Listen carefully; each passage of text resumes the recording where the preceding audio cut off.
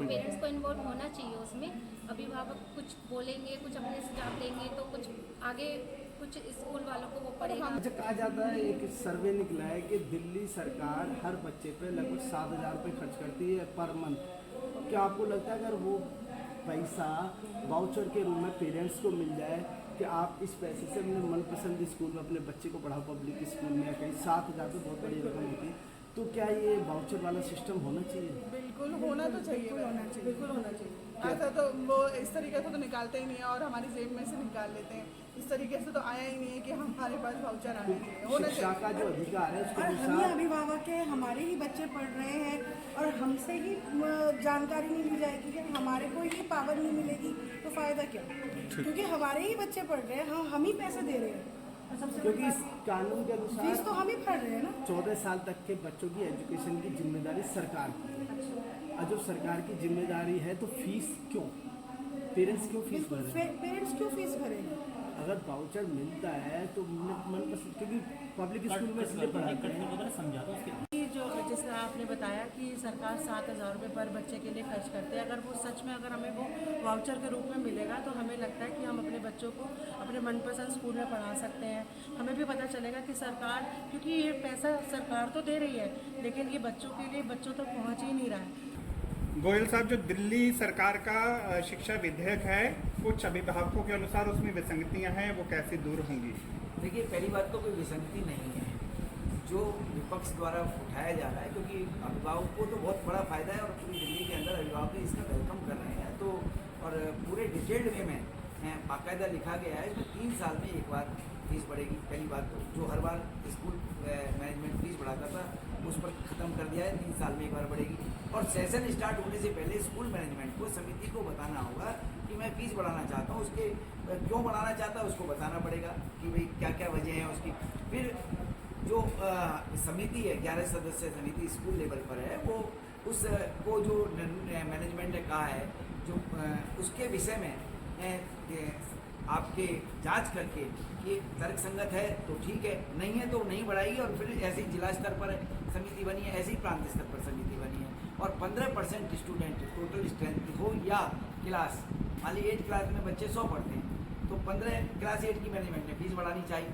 तो 15% का मतलब 15 अभिभावक खाली वो अपनी ऑब्जेक्शन उस समिति के सामने रख सकते हैं और वो अभिभावक के माध्यम से उसकी अपील सुनी जाएगी और अपील पर बाकायदा त्रिस्तरीय समिति जो है वो कार्य करेगी, स्कूल लेवल की, जिला स्तर की, प्रांत स्तर की। सर, बड़े स्तर पर अभी भी कुछ स्कूल ऐसे हैं जो जर्जर इमारतों में चल रहे हैं, उम्मीद करें कि उनकी नई बिल्डिंग्स बनाई जाएगी। देखिए, हाँ, जो दिल्ली सरकार के जो पहले जो 27, क्योंकि अभी तो हमारे को मात्र 6 महीने हुए सरकार में, और अब सारी बिल्डिंगें जहाँ जहाँ जर्जर स्थिति में बाकायदा उनकी रिपोर्ट लेकर और रिपोर्ट उन पर कार्य चालू होने वाला है। जैसे मेरे यहाँ ही एक विधानसभा में, अपनी विधानसभा में शाहदरा वार्ड में बाबूराम स्कूल है, वो जर्जर स्थिति में पिछले मेरे को पता लगा कि उसमें फंड भी लगाया गया, लेकिन वो फंड कहाँ गए मेरे को नहीं पता है।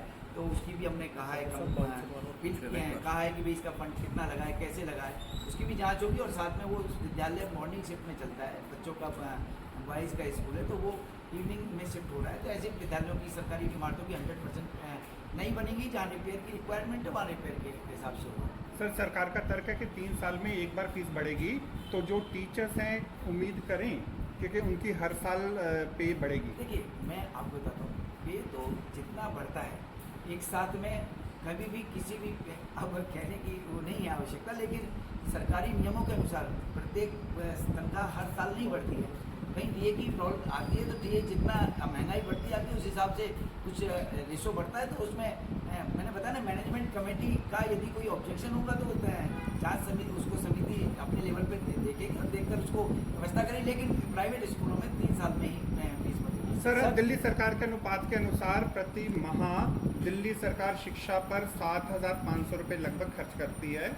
तो जब इतना बड़ा खर्चा है और प्राइवेट स्कूल में इतनी फीस नहीं होती सर। देखिए, सुनिए, दिल्ली जो स्कूल में सरकारी विद्यालयों में जो खर्चे की आप बात कर रहे हैं, इतना 7,500 का मैं नहीं समझता। 7,500 की फिगर आपके पास ये गलत है, क्योंकि ये संख्या अनुपात का मैं पहली बात तो मैं स्पष्ट आपको कहता हूँ। लेकिन सरकारी विद्यालयों के अंदर देखिए, यहाँ सरकार के जो अन्य जो खर्चे हैं, क्योंकि एक स्टूडेंट पे नहीं खर्च हो रहा, अन्य जो एक्टिविटीज़ हैं उन सब पर खर्च होता है। सरकार सरकार के लेवल पर जो एजुकेशन बोर्ड है हमारा, एजुकेशन के साथ साथ हर चीज़ यहाँ हर चीज़ सरकार प्रोवाइड करती है। वहाँ तो विद्यालय में तो आप ये देखिए बुक्स हैं, वो मान लीजिए 2000 रुपये की हैं तो 5000 रुपये चार्ज हो रहे हैं।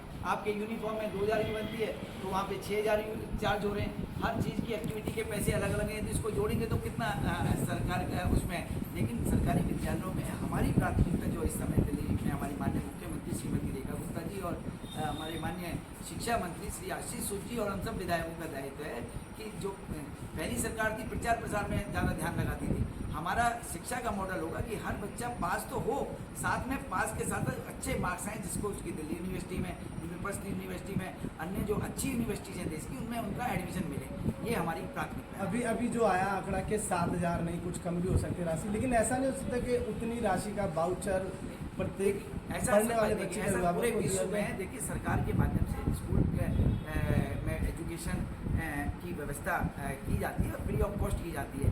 ऐसा नहीं कि उनको वाउचर दे दिया जाए तो फिर तो और उनकी मनमानी होगी।